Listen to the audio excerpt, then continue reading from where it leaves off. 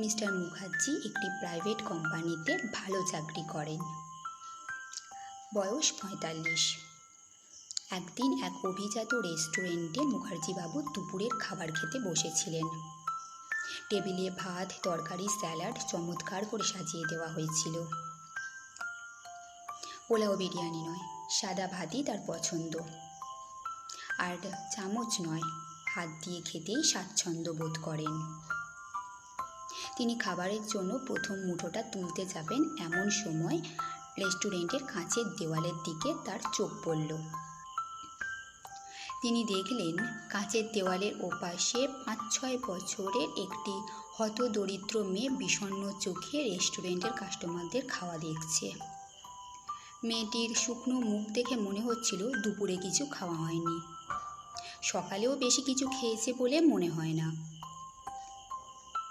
মুখার্জি সাহেব খাবারের মুঠোটা না তুলে মেয়েটিকে হাতের ইশারা করে ভিতরে ডাকলেন। প্রথমে মেয়েটি বুঝতে পারেনি যে তিনি তাকে ডাকছেন, কারণ কোনো রেস্টুরেন্টের কোনো কাস্টমার কোনোদিনই তাকে ভেতরে ডাকেনি। শুরুতে তার মনে হয়েছিল বোধহয় তিনি অন্য কাউকে ডাকছেন, কিন্তু খানিক পরে যখন সে বুঝতে পারে যে রেস্টুরেন্টের ভিতরের ওই মানুষটা তাকেই ডাকছে, তখন জড়সড় হয়ে সে রেস্টুরেন্টের মধ্যে প্রবেশ করল। মেয়েটির মাথায় এলোমেলো চুল, গায়ে ময়লা ছেঁড়া ফ্রক, ধুলো ভর্তি পা খালি, গা থেকে আসছে কটু গন্ধ। মেয়েটি ভয়ে ভয়ে ওনার টেবিলের সামনে এগিয়ে এলো। অন্যান্য কাস্টমাররা একটু অবাক হয়েই তাকে দেখছিল। এমন ঝকঝকে রেস্টুরেন্টে এরকম একটা ময়লা ছেঁড়া জামা, ধুলোভর্তি পা, গায়ে কটু গন্ধ কোনো বাচ্চা মেয়ে ঢুকে পড়বে এটা তারা আশা করেনি। কোনো কোনো কাস্টমারের চোখে স্পষ্ট বিরক্তি, যেন তাদের খাওয়াটা নষ্ট হলো। তাদের একজন রেস্টুরেন্টের এক বেয়ারাকে ডেকে বললেন, তোমাদের এখানে সিস্টেম বলে কিছু নেই নাকি? ভিখারি ভেতরে ঢোকে কি করে? বেয়ারাটি অপরাধী ভঙ্গিতে বললেন, স্যার, আমরা দুঃখিত, আমরা নিজেরাও অবাক হয়েছি, কারণ এই ধরনের ঘটনা এর আগে কখনো ঘটেনি। আমরা এখনই ব্যবস্থা নিচ্ছি। বেয়ারাটি রাগী চোখে মেয়েটির দিকে ছুটে এলে মেয়েটি ভয়ে নীল হয়ে গেল। বেয়ারাটি মেয়েটির কাছে এসে কিছু বলার আগেই মুখার্জিবাবু বেয়ারাটিকে আটকালেন। তারপর ভারী গলায় বললেন, মেয়েটি এখানে ভিক্ষা করতে আসেনি, তাকে আমি রেখেছি। তোমাদের কোনো আপত্তি আছে? বেয়ারাটি বিগলিত হেসে বললেন, স্যার, আপনি মেয়েটাকে ডেকেছেন এটা বুঝতে পারিনি।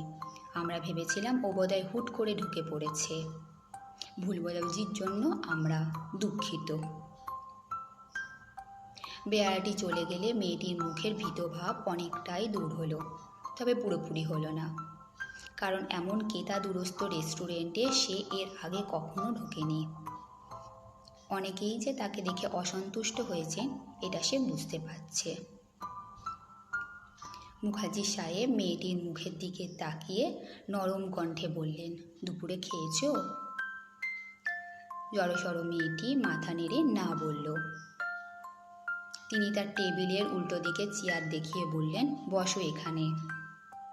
কিন্তু মেয়েটি চেয়ারে না বসে গুটি গুটি পায়ে রেস্টুরেন্ট থেকে বেরিয়ে গেল। মেয়েটির চলে যাওয়া তিনি একদমই বুঝতে পারলেন না। তিনি এটা মোটেও প্রত্যাশা করেননি। তিনি আশ্চর্য হয়ে মেয়েটির চলে যাওয়া দেখলেন। কিন্তু খানিক বাদেই তিনি দেখলেন মেয়েটি রেস্টুরেন্টে প্রবেশ করল। তবে সে একা নয়, তার সাথে রয়েছে বছর ৩-এর একটা ছেলে। খালি গা, খালি পা, পরনের জিপারহীন প্যান্ট। মুখার্জিবাবুর কাছে এসে মেয়েটি আলতো করে বলল, আমার ছোট্ট ভাই। মিস্টার মুখার্জি মুগ্ধ হয়ে গেলেন ছোট্ট মেয়েটি তার ভাইয়ের প্রতি ভালোবাসা দেখে। ভাইকে রেখে সে একা খাবে না। তার চোখ ভিজে উঠতে চাইল। তিনি নিজেকে সামলালেন।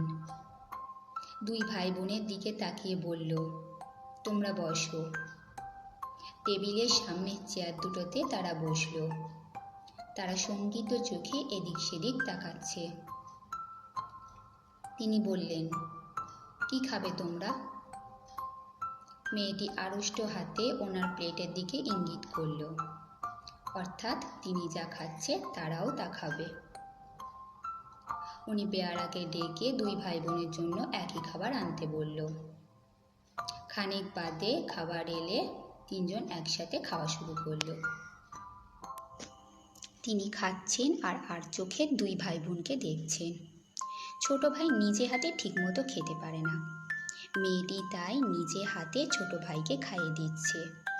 মেয়েটি নিজে এক মুঠো খাচ্ছে আর এক মুঠো ভাইয়ের মুখে তুলে দিচ্ছে। দৃশ্যটি দেখে মুখার্জি সাহেবের চোখ আবারও ভেসে উঠতে চাইল। এবারও তিনি নিজেকে সামলালেন। খাওয়া শেষে তিনি মেয়েটিকে জিজ্ঞেস করলেন, তোমাদের বাড়িতে কে কে আছে? মেয়েটি নিচু স্বরে বলল, মা। তোমাদের বাবা? মেয়েটি মাথা নেড়ে বলল, নেই। কেন নেই তিনি এ প্রশ্ন করলেন না, কারণ তিনি ধারণা করতে পারেন হয় তাদের বাবা মারা গিয়েছে, নয়তো আর একটা বিয়ে করে ওদের ফেলে রেখে চলে গিয়েছে। এমন পথশিশুদের পরিবারে এরকমই হয়, মাই কঠোর পরিশ্রম করে সন্তানদের বাঁচিয়ে রাখে। তিনি বেয়ারাকে ডেকে এক প্যাকেট খাবার বেঁধে দিতে বললেন। তারপর প্যাকেটটা মেয়েটির হাতে তুলে দিয়ে বললেন, এটা তোমাদের মায়ের জন্য। মেয়েটি ধীরে হাত বাড়িয়ে খাবারের প্যাকেটটা নিল। এরপর দুই ভাই বোন আস্তে আস্তে হেঁটে রেস্টুরেন্ট থেকে বেরিয়ে যেতে লাগলো। মেয়েটির এক হাত খাবারের প্যাকেটে আর অন্য হাত ছোট ভাইয়ের কাঁধে। কি যত্ন করেই না মেয়েটি ছোট ভাইয়ের কাঁধ ধরে রেখেছে, যেন আশেপাশে যারা তাদের দেখে অখুশি হয়েছিলেন তাদের রাগ থেকে ছোট ভাইকে বাঁচানোর জন্য ওভাবে ধরে রেখেছে। ওনার চোখ আবার ভিজে উঠতে চাইল। এবারও তিনি নিজেকে সামলালেন। কিন্তু একটু পর যখন তার কাছে বিল এলো, বিল দেখে তিনি আর নিজেকে সামলাতে পারলেন না। এতক্ষণ আটকে রাখা চোখের জল এবার ঝরঝর করে পড়তে লাগলো। বিলের কাগজে কোনো সংখ্যা নেই, শুধু লেখা আছে মানবতা অমূল্য, এর দাম নির্ধারণ করব এমন ক্ষমতা আমাদের নেই। স্যার, আপনাকে ধন্যবাদ। গল্পটা সংগৃহীত কণ্ঠে নীলাঞ্জনা সাহা। নমস্কার।